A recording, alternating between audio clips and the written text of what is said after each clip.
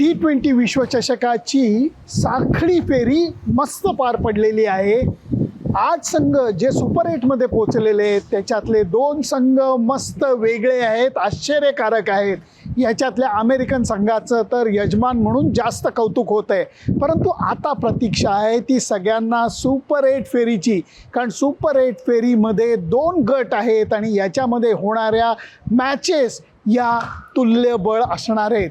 भारताचा पहिला सामना अफगाणिस्तान विरुद्ध होणार आहे आणि त्याच्यासाठी भारतीय संघ केन्सिंग्टन ओव्हल म्हणजे बार्बाडोसला येऊन पोचलेला आहे। दुसरं सराव सत्र आत्ता चालू आहे।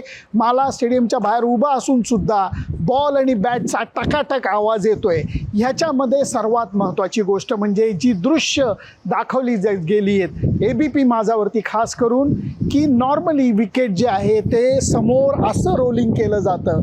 पहिल्यांदा इथलं विकेट चांगलं व्हावं, फलंदाजी करता टकाटक असावं, ह्याच्यासाठी संपूर्ण स्क्वेअरवरती क्रिस क्रॉस आडवं उभं रोलिंग केलं जात होतं, ते सुद्धा हेवी रोलरनी। हा झाला पहिला पॉईंट। दुसरा पॉईंट म्हणजे प्रॅक्टिसच्या दरम्यान सगळ्यांचं लक्ष 3 फलंदाजांकडे होतं। सूर्यकुमार यादव, विराट कोहली आणि रोहित शर्मा एका वेळेला नेटमध्ये 3 वेगवेगळ्या जागी फलंदाजी करताना दिसत होते आणि तिघांच्याही बॅटमधनं मस्त आवाज येत होता, कारण सरावादरम्यान त्यांच्या फलंदाजीची लय उत्तम वाटत होती।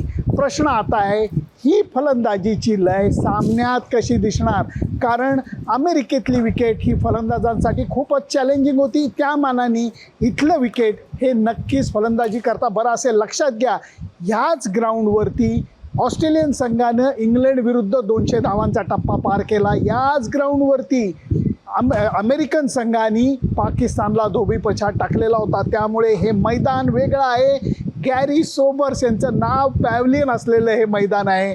क्रिकेटचा प्रचंड मोठा इतिहास आहे आणि याच मैदानावरती भारतीय संघ एक नाही तर 2 सामने खेळावा अशी सगळ्यांची इच्छा आहे।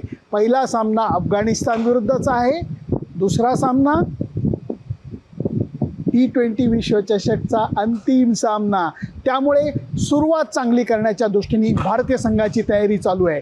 सुनंदन लेले, ABP माझा, केन्सिंग्टन ओव्हल।